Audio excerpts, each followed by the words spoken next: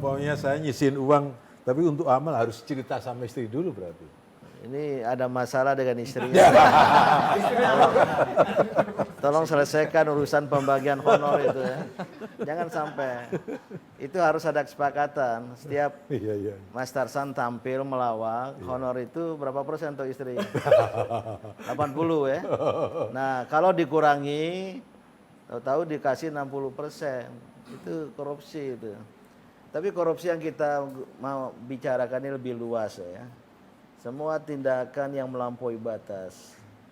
Korupsi yang terjadi oleh para pejabat terhadap uang rakyat ya, itu dianggap ya, atau banyak yang menganggapnya sebagai extraordinary crimes against the people. Extraordinary crime against the state. Jadi kejahatan luar biasa terhadap negara, kejahatan luar biasa terhadap rakyat. Karena di dalam anggaran itu ada hak rakyat. Ya, anggaran pemerintah, anggaran pembangunan itu ada hak rakyat. Istilahnya people's right to budget. Hak rakyat dalam anggaran. Tapi ternyata anggaran itu kemudian diambil oleh sang pejabat. Bahkan secara kolektif. Bukan secara berjamaah ya. Kalau berjamaah itu harus baik, nggak ada korupsi berjamaah. Nah, cuma disilakan berjamaah kan. Nggak enak juga tuh sholat berjamaah. Secara kolektif gitu. Itulah korupsi yang sering dianggap sebagai kejahatan luar biasa terhadap rakyat, terhadap negara, karena mengambil yang bukan haknya gitu. Ini masih menjadi masalah besar dalam kehidupan kita yang ternyata terjadi tidak hanya di eksekutif, yang pelaksana pemerintahan, tapi legislatif, bahkan yudikatif. Ada tuh apa maksudnya? Belakangnya tertib. Legislatif, pencuri gitu ya. eksekutif, Eksekutif. bukan legislatif, bukan eksekutif, tapi legislatif, eksekutif. Itu sampai begitu anunya, sindirannya gitu. Itu korupsi yang dulu mahasiswa sangat tergerak ya, untuk memprotesnya. Nggak tahu sekarang kenapa mahasiswa berdiam diri atau mungkin nggak tahu ya. Pak, saya mau menanya juga Pak. Kan kita kan masih milenial, masih muda-muda dan belum mengetahui secara bagaimana korupsi ini sendiri gitu. Tapi saya mau nanya, kira-kira kita bagaimana menyikapinya sih Pak? Di depan jika ada suatu tindak korupsi di depan mata kita gitu. Jadi, bagaimana tindakan yang untuk dari pribadinya gitu, nggak harus membawa lembaga KPK atau lain sebagainya. Nah ini sudah ada pandangan agama ya, walaupun nanti kita bahas pada segmen ketiga. Tapi kalau agama dalam sebuah hadis, jika kamu melihat kemungkaran, man ra'a minkum mungkaran, jika seseorang di antara kamu melihat kemungkaran, korupsi di depan mata tadi ya, rubahlah dengan tangan. Kalau tidak mampu, maka dengan lisan. Tidak mampu dengan lisan, dengan hati. Tapi wadzaka adaful iman. Tapi itu adalah selemah-lemahnya iman. Kalau kita hanya melihat kemungkaran, tidak setuju, hanya menggerutu dalam hati. Kalau bisa dengan lisan kita peringatkan. Kalau tidak dengan tangan, tapi jangan main pukul.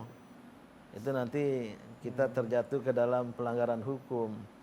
Tapi suarakanlah, tegakkanlah kebenaran, atau bersama-sama kita meneriakan anti korupsi itu. Tapi sekarang juga kayaknya banyak itu di media sosial kan. Orang langsung ngomong di media sosial jadi viral kayak gitu tuh sekarang kadang-kadang misalnya ada tindakan korupsi mereka sekarang kan handphone udah canggih-canggih nih langsung dimasukin ke medsos. Wah, udah ketahuan langsung deh. Itu gimana? Pada menit yang sama sudah beredar ya. Beredar kayak gitu. Dan bahkan kalau secara hukum kita itu kan nggak boleh mengungkapkan jati diri, mengemukakan jati diri seseorang kalau dia masih dalam taraf tersangka ya.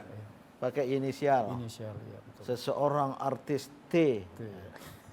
Telah melakukan tindak kejahatan. T ya. Orang nggak tahu T itu siapa. Tapi tahu-tahu Carwana.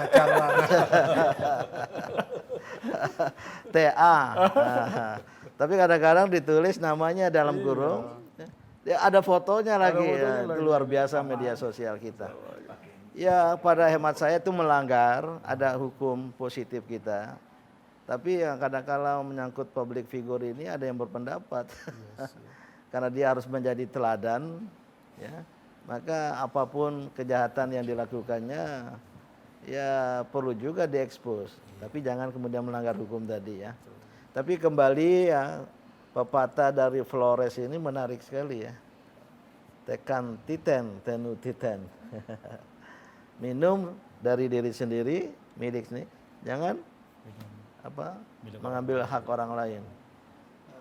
Bang Din, larangan untuk melakukan korupsi itu kita tahu ada di mana-mana.